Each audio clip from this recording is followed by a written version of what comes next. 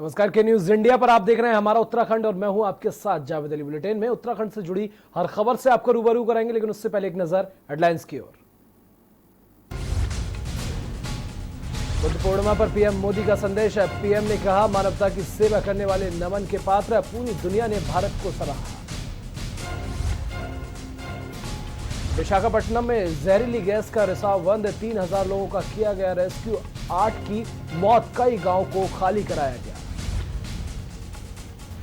देश में नहीं थम रही कोरोना की रफ्तार, 24 घंटे में 89 लोगों की मौत, 3561 मिले नए केस, 52,000 के पार पहुंची मरीजों की संख्या।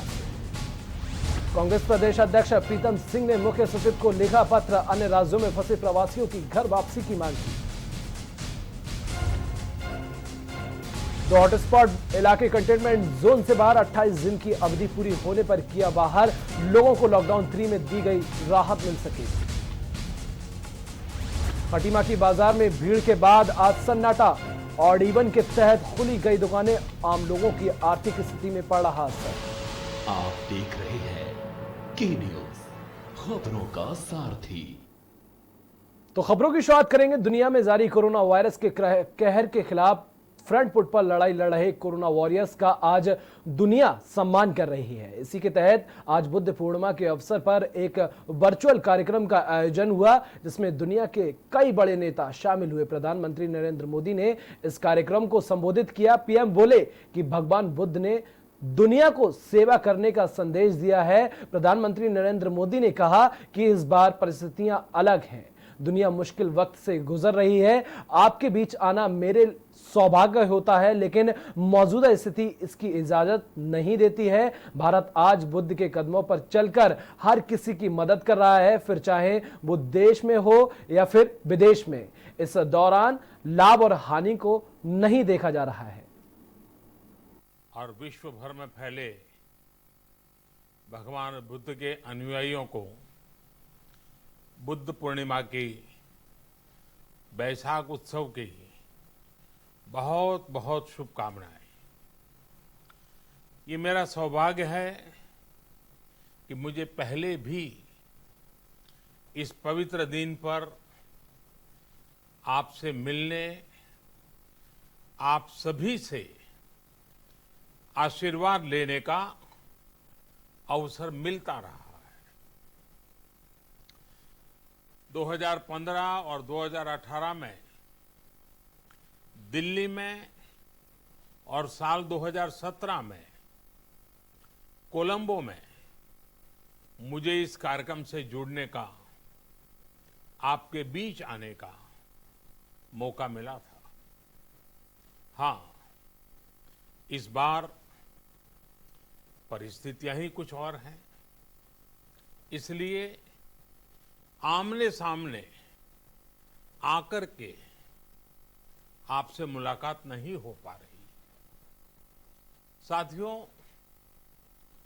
भगवान बुद्ध का वचन है, मनो पुब्बम गमा धम्मा, मनोसेट्टा मनोमया, यानी धम्म मन से ही होता है, मन ही प्रधान है, सारी प्रवृत्तियों का अगुवा है। इसलिए आपका और मेरा मन का जो जुड़ाव है, उसके कारण सशरीर उपस्थिति की कभी उतनी महसूस नहीं होती। बहुत समृद्ध किया है। वो अपना दीपक स्वयं बने और अपनी जीवन यात्रा में दूसरों के जीवन को भी प्रकाशित करते रहे। और इसलिए बुद्ध किसी एक परिस्थिति तक सीमित नहीं है, किसी एक प्रसंग तक सीमित नहीं है। सिद्धार्थ के जन्म, सिद्धार्थ के गौतम होने से पहले और उसके बाद इतनी शताब्दियों में समय का चक्र अनेक स्थितियों परिस्थितियों को समेटते हुए निरंतर चल रहा है। समय बदला, स्थिति बदली, समाज की व्यवस्थाएं बदली, लेकिन भगवान बुद्ध का संदेश हमारे जीवन में निरंतर प्रवाहमान रहा है।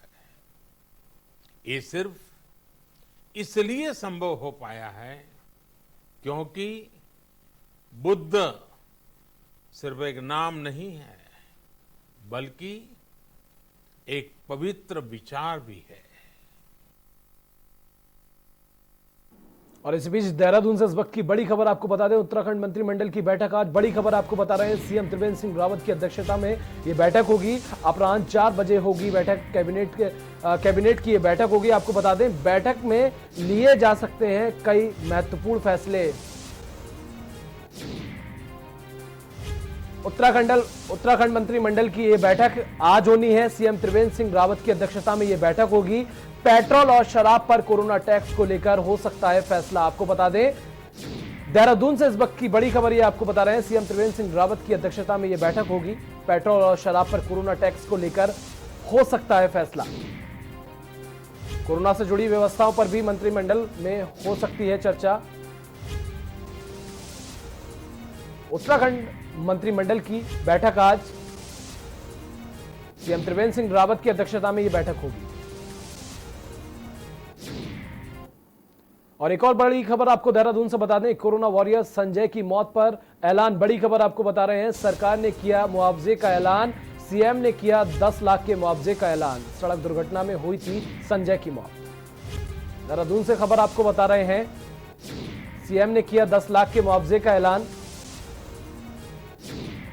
सड़क दुर्घटना में हुई थी।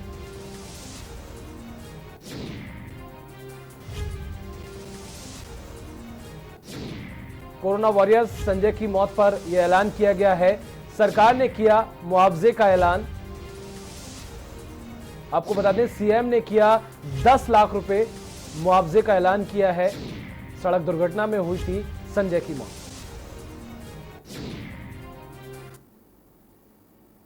और कोरोना वायरस संक्रमण के बीच पूर्णतया सील हुई केशवपुरी बस्ती और राजीव नगर एक माह बाद प्रतिबंधित क्षेत्र में मुक्त हो गई है। आपको बता दें तो 1 माह तक हजारों की आबादी के खान-पान एवं अन्य जरूरत की सहायता करने वाले योद्धाओं का जनता ने फूल मालाओं के साथ स्वागत किया। बता दें कि पूर्णतया प्रतिबंधित क्षेत्र हो जाने के कारण हजारों की आबादी वाली इस बस्ती में एकदम से व्यवस्था बनाना प्रशासन और पुलिस के लिए एक चुनौती से कम नहीं था, लेकिन तहसील प्रशासन और पुलिस ने दिन रात एक कर इस बस्ती के निवासियों को किसी भी तरह की कोई परेशानी नहीं आने दी। साथ ही 1 माह तक बिना कोई परवाह किए पुलिस प्रशासन द्वारा पूरे सेवा भाव व लग्न के साथ जो कार्य किया गया है वह वाकई काबिल तारीफ कार्य है।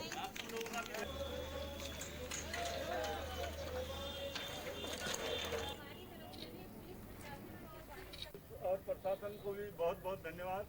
आप लोगों को मुल्तान नाम का वो पॉजिटिव पाया गया था, उसके पॉजिटिव पाए जाने के कारण उसके जो जितने फैमिली मेंबर थे सबको क्वारंटीन किया गया और पूरी बस्ती को आइसोलेशन में रखा गया। लगभग आज 1 महीना आइसोलेशन हो गया है, जिसको जो सपोर्टिंग टेस्ट है वो सब करवा लिए गए हैं और सारे नेगेटिव आए हैं। मतलब बस्ती पूरी तरह से सिक्योर है। बस्ती के लिए हमने प्रशासन की मदद से हमने हर फैसिलिटी यही बैरिकेडिंग पे ही अवेलेबल कराई, चाहे वो मेडिकल फैसिलिटी हो, चाहे वो राशन की फैसिलिटी हो, चाहे वो गैस से संबंधित हो, चाहे वो एटीएम और बैंकिंग सर्विसेज से संबंधित हो। हर प्रयास किया गया कि इस बस्ती को हर तरह की सुविधाएं मिले। बाजपुर के सुल्तानपुर पट्टी में लॉकडाउन में अपनी अपनी जिम्मेदारी से कार्य कर रहे पुलिस और मीडिया कर्मियों को सम्मानित किया गया। वहीं सुल्तानपुर पट्टी में गरीब बेसहारा लोगों के खाने के लिए चल रही मोदी रसोई का निरीक्षण करने पहुंचे कैबिनेट मंत्री यशपाल आर्य, नैनीताल विधायक संजीव आर्य और पूर्व दर्जा मंत्री हरेंद्र सिंह लाडी का भी फूल मालाओं से डालकर उनका स्वागत किया।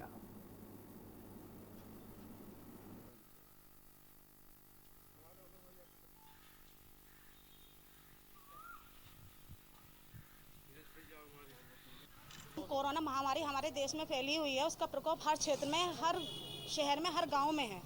उसमें हमारे ये कर्मचारी सफाई कर्मचारी, हमारे पुलिस वाले और हमारे पत्रकार भाई, साथ में हमारे मंत्री जी दिन रात लगे हुए हैं कि इस महामारी से निपटा जाए। जो मजलूम लोग हैं वो कोई भूखा ना सो पाए, उन तक आवाज़ बनकर हमारे पत्रकार भाई लगातार उन लोगों तक राशन पहुंचवाने की कोशिश कर रहे हैं।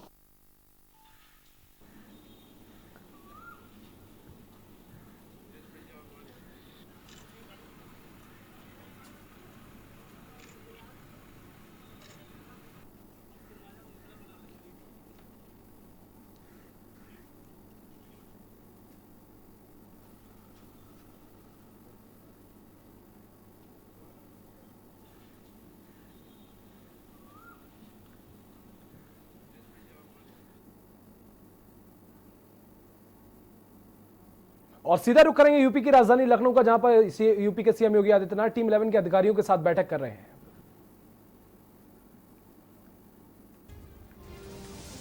तो यूपी के सीएम योगी आदित्यनाथ टीम 11 के अधिकारियों के साथ ये बैठक कर रहे हैं। हर रोज ये बैठक की जाती है। इस बैठक में तमाम वो दिशा निर्देश दिए जाते हैं, तमाम बातों का जायजा लिया जाता है कि यूपी में कोरोना की स्थिति क्या है, क्योंकि लगातार यूपी में भी कोरोना संक्रमणों का जो आंकड़ा है वो बढ़ता ही जा रहा है। और ऐसे में यूपी के सीएम योगी आदित्यनाथ हर रोज टीम 11 अधिकारियों के साथ ये बैठक करते हैं, तमाम दिशा निर्देश दिए जाते हैं, क्योंकि हालात जो हैं लगातार बिगड़ते जा रहे हैं। और ऐसे में जो है हर रोज टीम 11 के अधिकारियों के साथ यूपी के सीएम योगी आदित्यनाथ ये बैठक करते हैं, जिस बैठक में साफ तौर पर तमाम दिशा निर्देश दिए जाते हैं, क्योंकि लगातार देश भर में कोरोना संक्रमण का जो आंकड़ा है वो फैलता जा रहा है। और ऐसे में बात की जाए उत्तर प्रदेश की, तो उत्तर प्रदेश में भी लगातार कोरोना संक्रमण जो है वो फैलता जा रहा है। तो लखनऊ से मुख्यमंत्री योगी आदित्यनाथ की ये टीम 11 अधिकारियों के साथ बैठक हो रही है। इस बैठक में तमाम दिशा निर्देश दिए जाते हैं।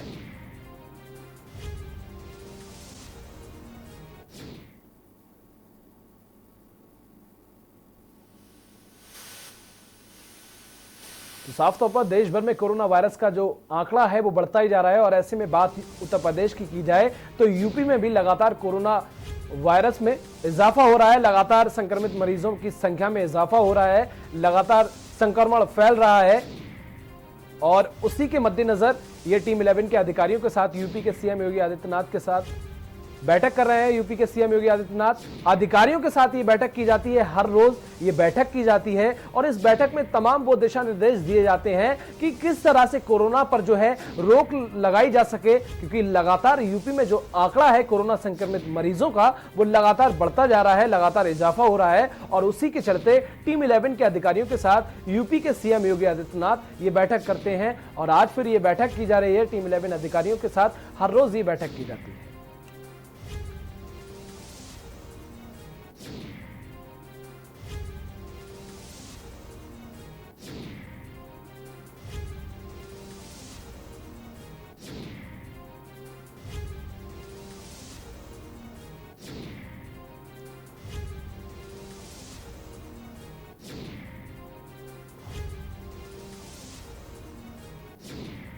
यूपी के सीएम योगी आदित्यनाथ टीम 11 अधिकारियों के साथ ये बैठक कर रहे हैं। इस बैठक में कोरोना को लेकर तमाम अपडेट लेते हैं यूपी के सीएम योगी आदित्यनाथ, हालातों का जायजा लेते हैं कि किस तरह से हालात बने हुए हैं यूपी के अंदर, तमाम दिशा निर्देश दिए जाते हैं, तमाम नई नई योजनाओं के बारे में बताया जाता है कि किस तरह से जो रोजमर्रा की जिंदगी जीने वाले लोग हैं, या फिर दिहाड़ी मजदूर के लोग जो हैं, या फिर ऐसे लोग जिनके सामने 2 वक्त की रोटी का संकट खड़ा हो गया है, खाने का संकट खड़ा हो गया है, उनके लिए जो है तमाम दिशा निर्देश दिए जाते हैं कि उन लोगों के लिए सहूलियत दी जाती है कि किस तरह से उन्हें जो है 2 वक्त का खाना मिल सके, उनके सामने कोई भी संकट ना आए, उनके सामने कोई भी परेशानी ना आए।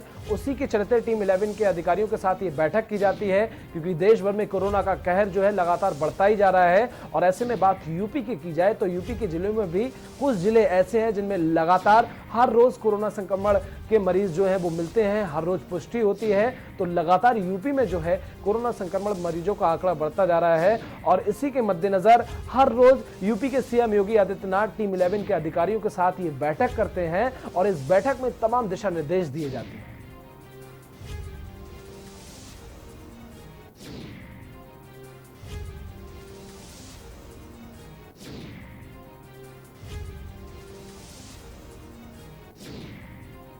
टीम 11 के अधिकारियों के साथ यूपी के सीएम योगी आदित्यनाथ की हर रोज ये बैठक होती है और इस बैठक में तमाम तरह के दिशा निर्देश दिए जाते हैं।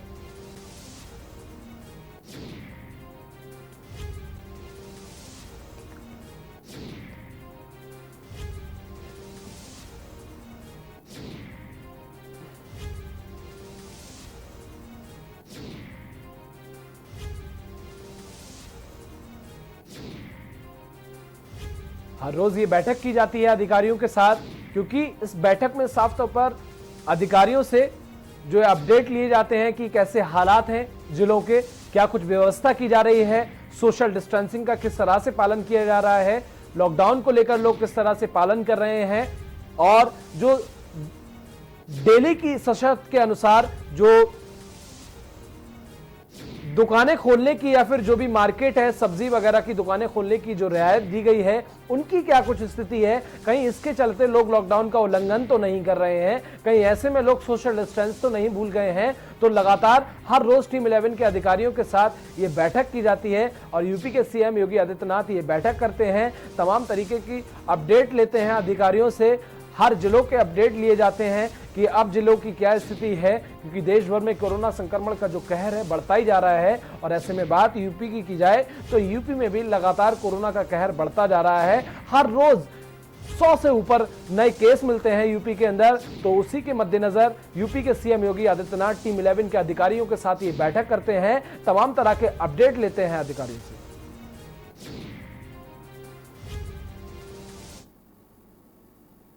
और यह वक्त एक छोटे से ब्रेक का, बहुत जल्द हाजिर होंगे। आप देख रहे हैं के न्यूज, खबरों का सारथी। लबों पे उसके कभी बद्दुआ नहीं होती, बस एक मां है जो मुझसे खफा नहीं होती।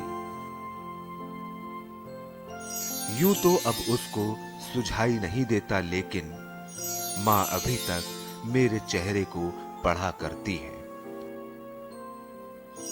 चलती फिरती हुई आंखों से अज़ा देखी है, मैंने जन्नत तो नहीं देखी है, मां देखी है। ऐ अंधेरे देख ले मुंह तेरा काला हो गया, मां ने आंखें खोल दी, घर में उजाला हो गया।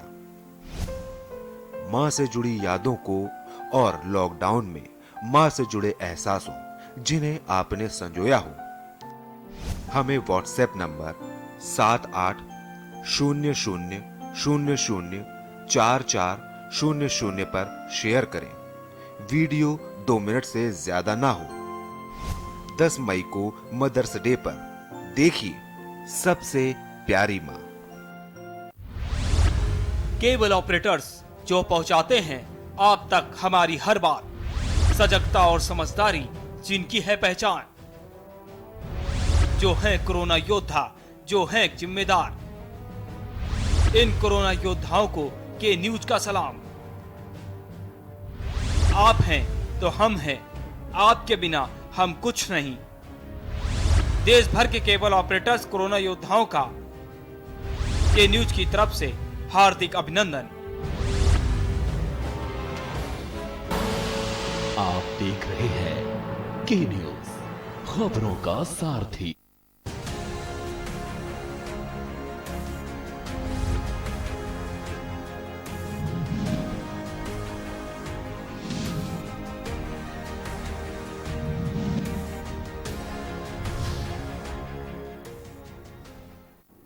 अब ब्रेक के बाद एक बार फिर आप सभी का स्वागत है। खबरों में आगे बढ़ते हैं। उधम सिंह नगर के खटीमा में 2 दिनों में बाजार में उमड़ी भीड़ आज बेहद कम नजर आई। शहर में ऑड इवन के तहत कई व्यापारियों ने दुकानें तो खोली, एक तरफ बाजार भी पूरी तरह बंद रहा। ऐसे में व्यापारियों का कहना है कि लॉकडाउन के चलते आम लोगों की आर्थिक स्थिति में असर पड़ा, जिसके वजह से लोग बाजार में खरीदारी करने नहीं आ रहे हैं, जिसका असर उनके व्यापार में भी पड़ रहा है।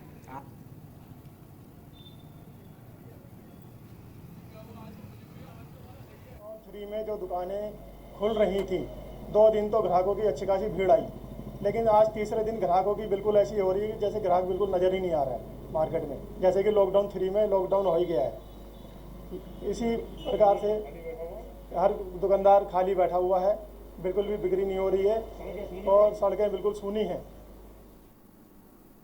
और नैनीताल के तल्लीताल में एक नेपाली मूल के निवासी 45 वर्षीय बहादुर सिंह की टैक्सी स्टैंड के समीप 100 फीट नीचे बने सेल टैक्स ऑफिस की सीढ़ियों में गिरने से मौत हो गई। आपको बता दें, साथियों को सूचना पर मौके पर पहुंची तल्लीताल पुलिस ने लोगों की मदद से बहादुर सिंह को बीडी पांडे चिकित्सालय लाया गया, जहां डॉक्टरों ने उसे मृत घोषित कर दिया। पुलिस ने शव का पंचनामा भरकर शव को पोस्टमार्टम के लिए भेज दिया है।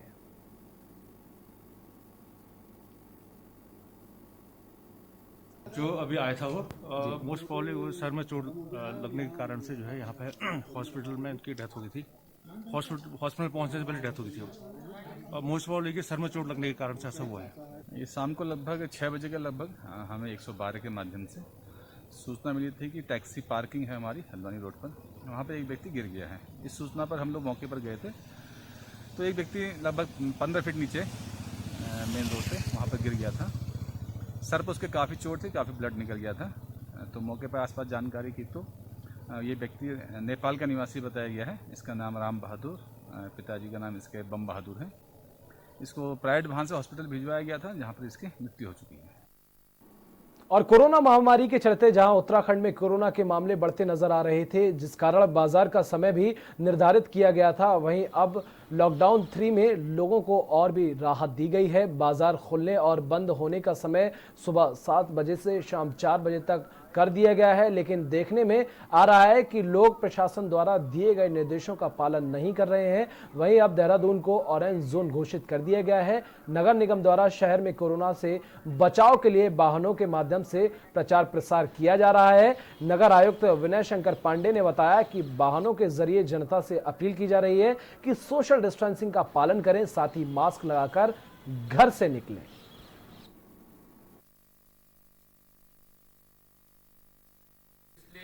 थर्ड लॉकडाउन का शुरू हुआ है 4 मई से, और उसमें हमारी मैक्सिमम शॉप्स और जो भी कमर्शियल एक्टिविटीज़ वो प्रारंभ हो गई हैं। तो ये महसूस किया गया है कि सोशल डिस्टेंसिंग का जिस तरह से पालन होना चाहिए और जो नॉर्म्स गवर्नमेंट ऑफ इंडिया ने या डिस्ट्रिक्ट एडमिनिस्ट्रेशन ने या स्टेट गवर्नमेंट ने फिक्स किए हैं, वो बहुत प्रभावी ढंग से नहीं हो पा रहा है। तो इसको लेकर आज से नगर निगम ने विशेष पहल शुरू की है और हमने करीब 5 अपने वाहन लगाए हैं आज प्रचार प्रसार के, और उसमें ये लोगों को जन सामान्य को अनाउंसमेंट के माध्यम से जागरूक करने का प्रयास किया जा रहा है। वैश्विक महामारी कोविड-19 को लेकर जनसामान्य को सतर्क व जागरूक करने के उद्देश्य से जिलाधिकारी डॉक्टर आशीष चौहान ने दूसरी बार गढ़वाली भाषा में पत्र लिखा है। विभिन्न प्रांतों एवं प्रदेश भर से आने वाले व्यक्तियों को गांव में 14 दिन तक क्वारंटीन में रहने को लेकर गढ़वाली भाषा में लिखा गया ये रहवार जनसामान्य में काफी लोकप्रिय हुआ है। रहवार के जरिए आम जनमानस सरकार के दिशा निर्देशों को आसानी से समझ पा रहे हैं। ये गढ़वाली पत्र इन दिनों सोशल मीडिया पर लोगों को खूब भा रहा है।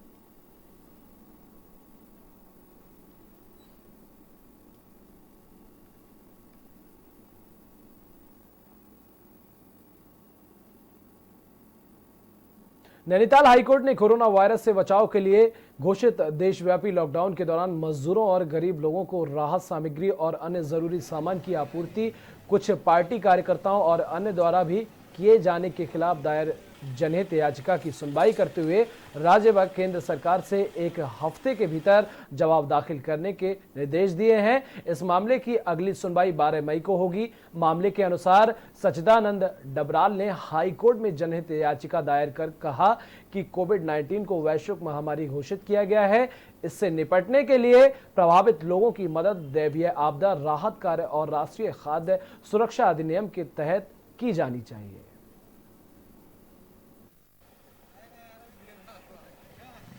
आज नैनीताल हाईकोर्ट उत्तराखंड में एक जनहित याचिका में सुनवाई हुई। उसमें दूसरी अपोजिट पार्टीज को नोटिस इशू हुआ है 12 मई 2020 तक जवाब फाइल करने के लिए, और अब इसकी सुनवाई 12 मई 2020 को होगी।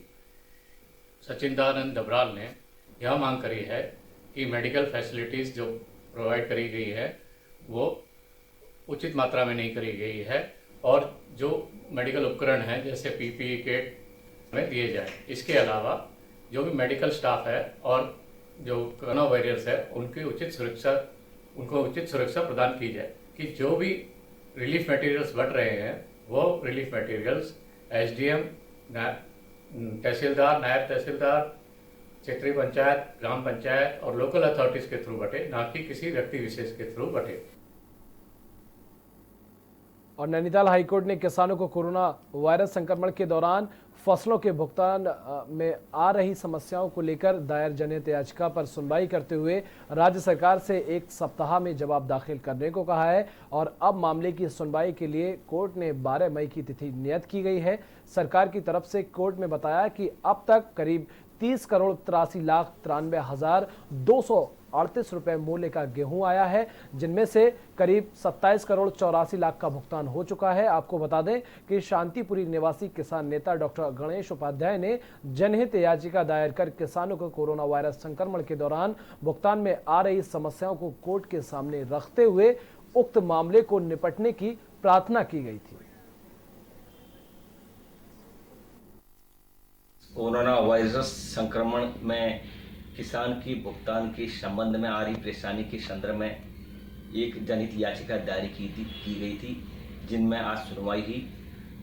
डबल बेंच की खंडपीठ में सरकार ने अवगत कराया कि अभी तक 30,84,00,000 का मूल्य का गेहूं किसानों से खरीद की गई है, जिसके सापेक्ष 27,85,00,000 का भुगतान किसानों का कर दिया गया है। मेरे अधिवक्ता द्वारा पीठ के समक्ष कहा गया कि बेमौसम बरसात की वजह से गेहूं का रंग बदल रहा है।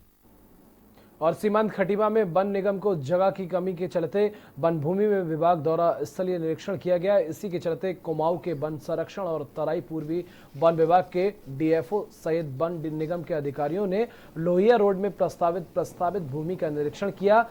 वन निगम को लकड़ी रखने के लिए और जगह की आवश्यकता थी। वन निगम को जगह देने के लिए निगम के अधिकारियों ने वन विभाग को प्रस्ताव भी भेजा था। वन निगम ने 10 हेक्टेयर भूमि 3 वर्षों के लिए अस्थायी रूप से देने की मांग की थी। वन संरक्षक विवेक पांडे, डीएफओ नीतीश मणि त्रिपाठी सहित निगम कुमाऊं के महाप्रबंधक रमेश चंद्र की टीम ने संयुक्त रूप से पहले नोगवा डिपो प्रथम और द्वितीय का निरीक्षण कर देखा कि जगह कितनी कमी है और नोगवा डिपो के निरीक्षण के बाद अधिकारियों ने लोहिया हेड रोड में प्रस्तावित 10 हेक्टेयर जगह देखी।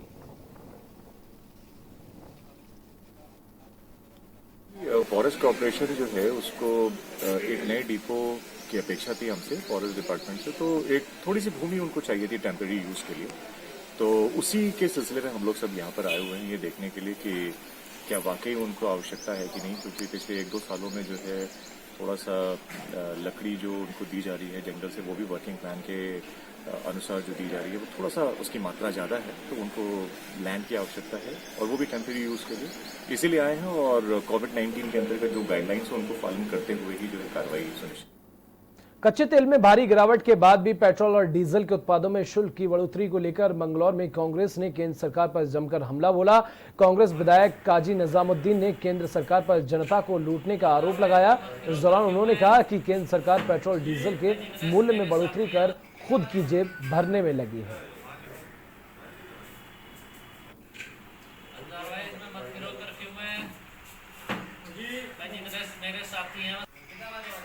अब फेसबुक पर भी लिखा है, मैंने ट्वीट भी किया है और अभी 13 रुपये डीजल पर और 10 रुपये पेट्रोल पर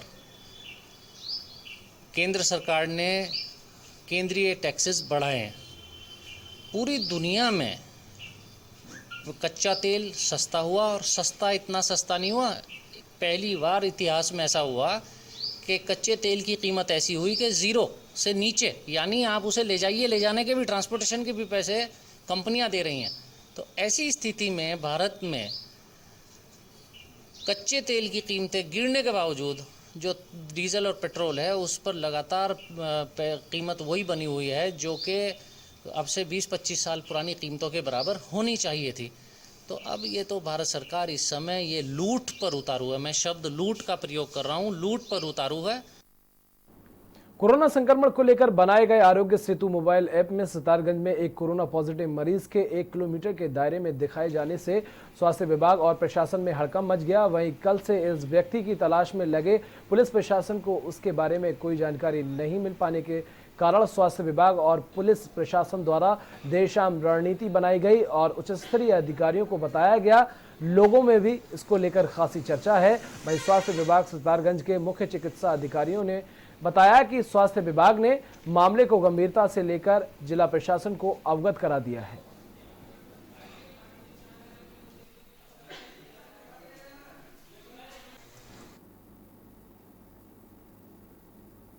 और इसी के साथ इस खास बुलेटिन में बस इतना ही। देश दुनिया की तमाम खबरों के लिए देखते रहिए के न्यूज़ इंडिया।